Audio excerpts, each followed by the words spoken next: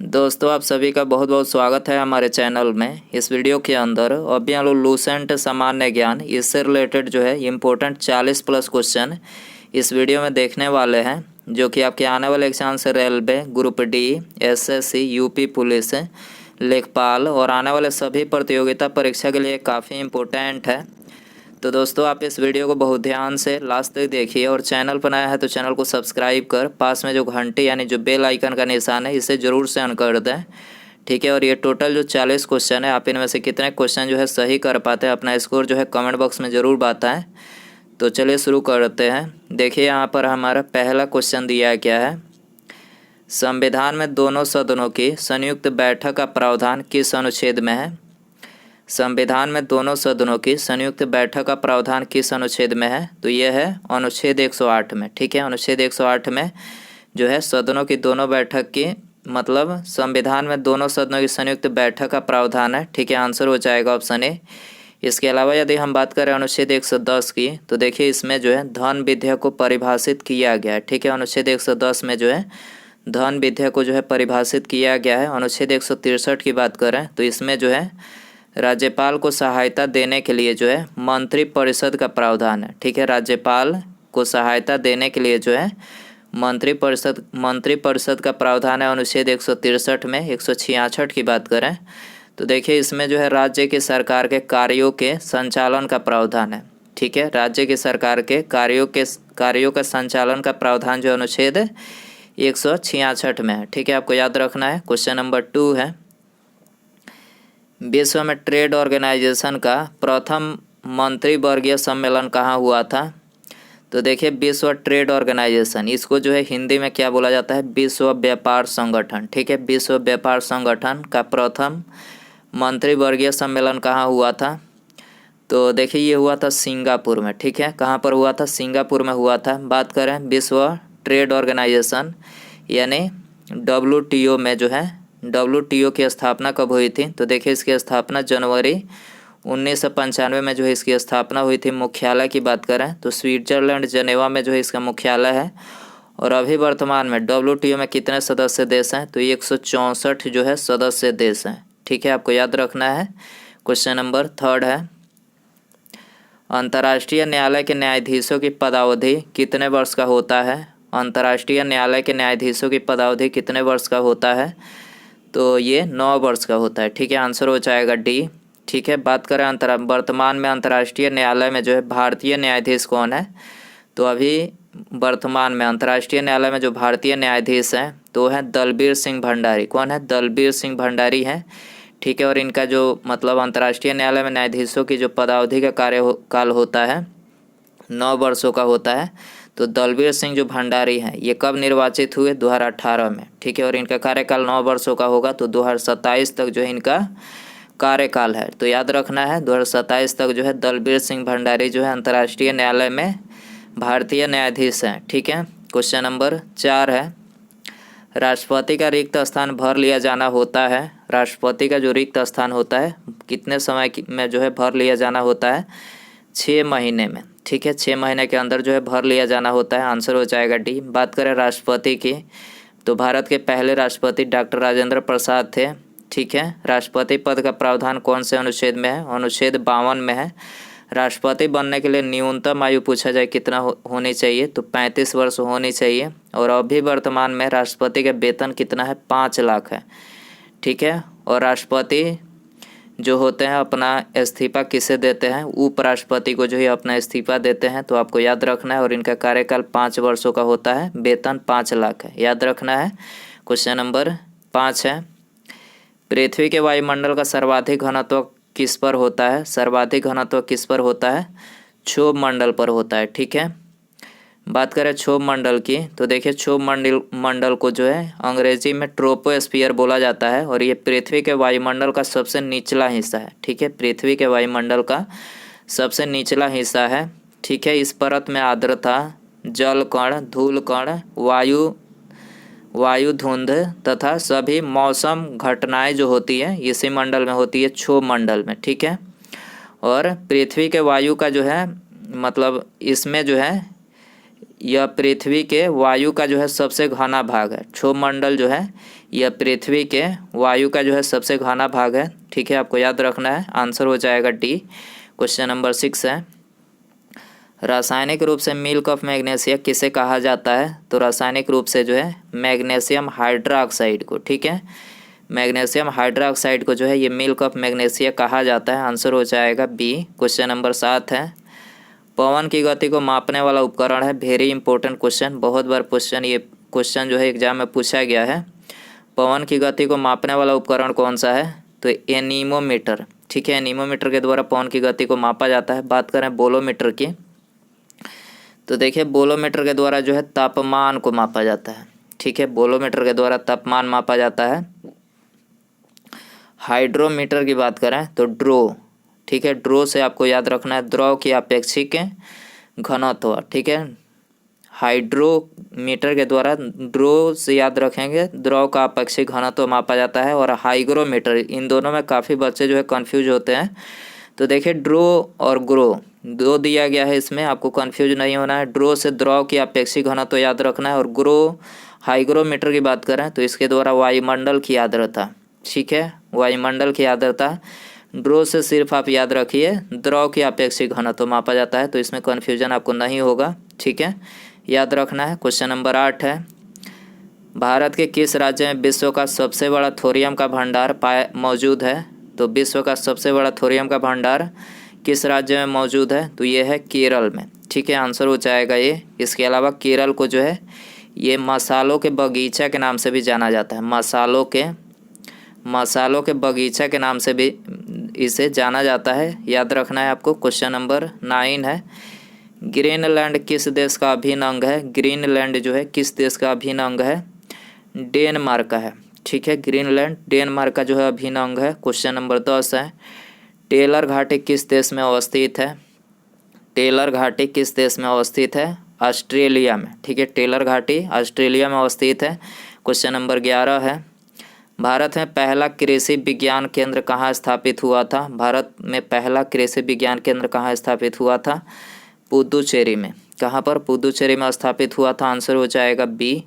Question number 12 है, भारत में 14 बैंकों का राष्ट्रीयकरण किस पंचवर्षीय योजना के दौरान हुआ था? तो 14 वर्षों का जो राष्ट्रीयकरण हुआ था, तो ये चौथी जो पंचवर्षीय योजना थी इसी के कार्यकाल के दौरान जो है हुआ था। तो आंसर हो जाएगा ये। और अभी वर्तमान में हम यदि बात करें कि अभी कितने जो है राष्ट्रीयकृत बैंक है, तो अभी वर्तमान में 12 जो राष्ट्रीयकृत बैंक है अभी वर्तमान में, आपको याद रखना है। टोटल कितने हैं? 12। ठीक है, 12 राष्ट्रीयकृत बैंक है। क्वेश्चन नंबर 13 है, सर्वाधिक अम्लीय वर्षा किस देश में होती है? सर्वाधिक अम्लीय वर्षा किस देश में होती है? तो ये होती है नॉर्वे में। ठीक है, आंसर हो जाएगा सी। क्वेश्चन नंबर 14 है, किसी विधि के लिए सर्वोच्च न्यायालय से परामर्श मांगने का अधिकार है किसके पास है? तो ये है राष्ट्रपति के पास। ठीक है, राष्ट्रपति जो होता है ये भारत का प्रथम नागरिक होता है, याद रखना है आपको। भारत का प्रथम नागरिक राष्ट्रपति होता है, और किसी भी विधि के लिए जो है सर्वोच्च न्यायालय से परामर्श मांगने का अधिकार जो है ये राष्ट्रपति को ही है। तो आंसर हो जाएगा ऑप्शन ए। क्वेश्चन नंबर 15 है, विश्व के सबसे ऊंचाई पर स्थित वेधशाला किस देश में स्थित है? विश्व में सबसे ऊंचाई पर स्थित वेधशाला किस देश में स्थित है? तो ये भारत में स्थित है। ठीक है, आंसर हो जाएगा सी। ठीक है, कहाँ पर स्थित है? भारत में। क्वेश्चन नंबर 16 है, Indira Gandhi centre for atomic research centre किस राज्य में स्थित है? Indira Gandhi centre for atomic research centre जो है ये कौन से राज्य में है? तो ये है तमिलनाडु में, याद रखना है। आंसर हो जाएगा बी। क्वेश्चन नंबर 17 है, कार्यपालिका का प्रमुख कौन होता है? तो कार्यपालिका का जो प्रमुख होता है वो होते हैं राष्ट्रपति, याद रखना, राष्ट्रपति कार्यपालिका के प्रमुख होते हैं। क्वेश्चन नंबर 18 है, राष्ट्रपति लोकसभा को भंग करते हैं, राष्ट्रपति जो होते हैं लोकसभा को भंग करते हैं तो प्रधानमंत्री की सलाह पर अनुच्छेद 85 के तहत। ठीक है, प्रधानमंत्री की सलाह पर अनुच्छेद 85 के तहत राष्ट्रपति लोकसभा को जो है भंग करते हैं। क्वेश्चन नंबर 19 है, लाल चंदन भारत में सबसे अधिक कहाँ पाया जाता है? देखिए वेरी इंपॉर्टेंट क्वेश्चन है। अभी हाल ही में एक फिल्म आई है पुष्पा। ठीक है, पुष्पा अभी हाल ही में फिल्म आई है, साउथ की फिल्म है, टॉलीवुड। तो देखिए उस पुष्पा जो फिल्म है उसमें लाल चंदन के इर्द गिर्द जो है ये फिल्म बनाई गई है। इसमें पूरी जो है पूरी फिल्म में लाल चंदन ही दिखाया गया है, लाल चंदन के ऊपर ये फिल्म बनाई गई है। तो ये काफ़ी ज़्यादा इम्पोर्टेंट क्वेश्चन है आप सभी के लिए। तो लाल चंदन जो है सबसे अधिक कहाँ पाया जाता है? तो लाल चंदन को लाल सोना के भी नाम से जाना जाता है और सबसे अधिक जो है आंध्र प्रदेश में। ठीक है, लाल चंदन जो है ये लाल चंदन के जो पेड़ है ये दक्षिण भारत के राज्य आंध्र प्रदेश के जो शेषाचलम की पहाड़ियाँ हैं वहाँ पर जो है लाल चंदन पाए जाते हैं और कहीं भी नहीं पाए जाते हैं। ठीक है, और ये पहाड़ियाँ जो है तमिलनाडु के सीमा से लगने वाले आंध्र प्रदेश के 4 जिलों से मतलब है नेल्लोर, कुरनूर और चित्तूर और कड़पा। ठीक है, कड़पा, ये 4 ज़िले जो हैं ये मतलब यहाँ पर जो है शेषाचलम की जो पहाड़ियाँ है यहाँ पर ये 4 ज़िले लगने वाले हैं। आंध्र प्रदेश के जो 4 ज़िले हैं यहाँ पर जो है ये लाल चंदन का जो वृक्ष है ये पाया जाता है। ठीक है, इसके अलावा जो पूरी दुनिया में कहीं भी ऐसा जो है लाल चंदन के पेड़ नहीं होते हैं। तो ये आप बातें आपको याद रखनी है, ये काफ़ी ज़्यादा इम्पोर्टेंट है। और जो पुष्पा फिल्म बनाई गई है इसके निर्देशक यानी डायरेक्टर का नाम पूछा जाए तो आपको ये भी बातें याद रखनी है, इनके डायरेक्टर कौन है?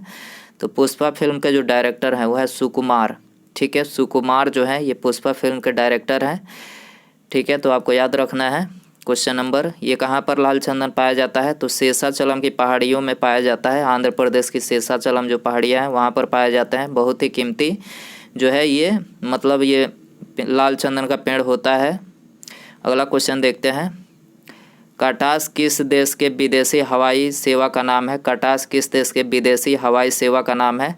तो ये ऑस्ट्रेलिया देश के विदेशी हवाई सेवा का नाम है कटास, याद रखना है। क्वेश्चन नंबर 21 है, बौद्ध धर्म कहाँ बंट गया? बौद्ध धर्म कब बंट गया? तो देखिए ये बंट गया था चतुर्थ बौद्ध संगीति में। ठीक है, चौथी जो बौद्ध संगीति हुई थी उसी में जो है बौद्ध धर्म बंट गया। क्वेश्चन नंबर 22 है, भारतीय जागृति का जनक किसे कहा जाता है? भारतीय जागृति का जनक किसे कहा जाता है? तो ये राजा राम मोहन राय को कहा जाता है। ठीक है, आंसर हो जाएगा डी। 23 है, ब्रिटेन के मार्गरेट थैचर को किस नाम से जाना जाता है? ब्रिटेन के मार्गरेट थैचर को किस नाम से जाना जाता है? तो ये जाना जाता है लौह महिला के नाम से। ठीक है, आंसर हो जाएगा बी। क्वेश्चन नंबर 24 है, भारत के किस राज्य में लाल मिर्च सबसे अधिक पैदा होती है? तो लाल मिर्च जो है ये सबसे अधिक आंध्र प्रदेश में पैदा होती है। करेक्ट आंसर ये हो जाएगा। 25 है, भारतीय प्रशासनिक सेवा किसके शासनकाल में प्रारंभ हुई थी? तो प्रशासनिक सेवा जो है ये लॉर्ड कॉर्नवालिस के शासनकाल में प्रारंभ हुई थी। आंसर हो जाएगा डी। बौद्ध संघ में सम्मिलित होने के लिए न्यूनतम आयु सीमा कितनी थी? तो देखिए उस टाइम की बात करें, बौद्ध संघ में सम्मिलित होने के लिए न्यूनतम आयु जो थी तो कितने थी? 15 वर्ष। ठीक है, याद रखना है उस टाइम पे थी। आंसर हो जाएगा ये, उस टाइम बौद्ध धर्म में जो है सम्मिलित होने के लिए न्यूनतम आयु कितनी थी? 15 वर्ष। ठीक है, विश्व का सबसे बड़ा द्वीप कौन सा है? विश्व का सबसे बड़ा द्वीप कौन सा है? ग्रीनलैंड है। ठीक है, ग्रीनलैंड जो है विश्व का सबसे बड़ा द्वीप है जो कि आर्कटिक और अटलांटिक महासागर के बीच स्थित है। ग्रीनलैंड जो है ये आर्कटिक और अटलांटिक महासागर के बीच में स्थित है। ठीक है, रबिया दुरानी किस मुग़ल शासक की पत्नी थी? रबिया दुरानी जो थी ये किस मुग़ल शासक की पत्नी थी? तो औरंगजेब की पत्नी थी। ठीक है, सी आंसर हो जाएगा। 29 है, किस गुप्तकालीन शासक को कविराज कहा गया?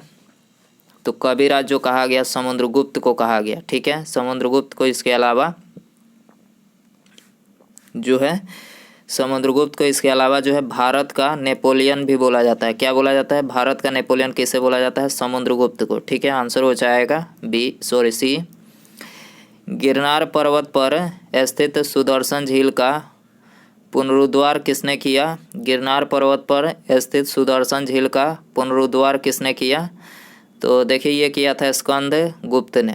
ठीक है, किसने किया? स्कंद गुप्त ने। ये आंसर हो जाएगा। निम्नलिखित में से कौन सा नाटक कालिदास ने नहीं लिखा था? तो इनमें से कौन सा नाटक जो है कालिदास ने नहीं लिखा था? तो पहला है मालविकाग्नि मित्र, तो ये कालिदास के द्वारा लिखा गया। अभिज्ञान शकुंतलम ये भी जो है कालिदास के द्वारा लिखा गया है। और विक्रमोर्वशीयम, ठीक है, ये भी जो है कालिदास के द्वारा लिखा गया है। और जानकी हरण की बात करें तो ये महाकाव्य जो है कालिदास के द्वारा नहीं लिखा गया है। किसके द्वारा? श्रीलंका के महाकवि कुमारदास, ठीक है, कुमारदास के द्वारा जो है ये महाकाव्य जो है लिखा गया है। याद रखना है आपको। गुप्त राजवंश किस लिए प्रसिद्ध था? गुप्त राजवंश जो था किस लिए प्रसिद्ध था? कला एवं स्थापत्य, ठीक है, कला एवं स्थापत्य के लिए प्रसिद्ध था। शिवाजी की मंत्रिपरिषद में प्रधानमंत्री को क्या कहा जाता था? शिवाजी की मंत्रिपरिषद में प्रधानमंत्री को क्या कहा जाता था? पेशवा, ठीक है, प्रधानमंत्री को क्या कहा जाता था? पेशवा। याद रखना है।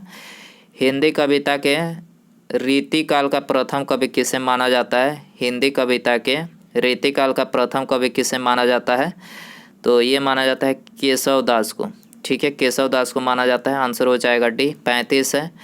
बांदीपुर राष्ट्रीय उद्यान किस राज्य में स्थित है? बांदीपुर राष्ट्रीय उद्यान किस राज्य में है? कर्नाटक में। कहाँ पर है? कर्नाटक में है। आंसर हो जाएगा सी। क्वेश्चन नंबर 36 है। सैंडविच द्वीप का पुराना नाम था, सैंडविच द्वीप का पुराना नाम क्या था?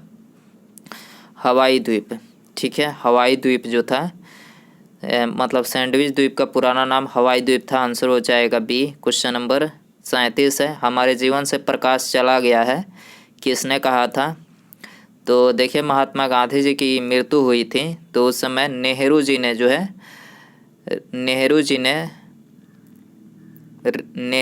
जो है ये बात बोली थी गांधी जी की मृत्यु पर, ठीक है, गांधी जी की मतलब मृत्यु हुई थी उसी टाइम पर जो है नेहरू जी ने क्या बोला था कि हमारे जीवन से जो है प्रकाश चला गया। तो आंसर हो जाएगा ऑप्शन ए।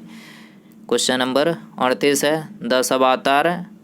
दशावतार मंदिर किस नदी के तट पर स्थित है? दशावतार मंदिर किस नदी के तट पर स्थित है? बेतवा नदी के तट पर स्थित है। डी आंसर हो जाएगा।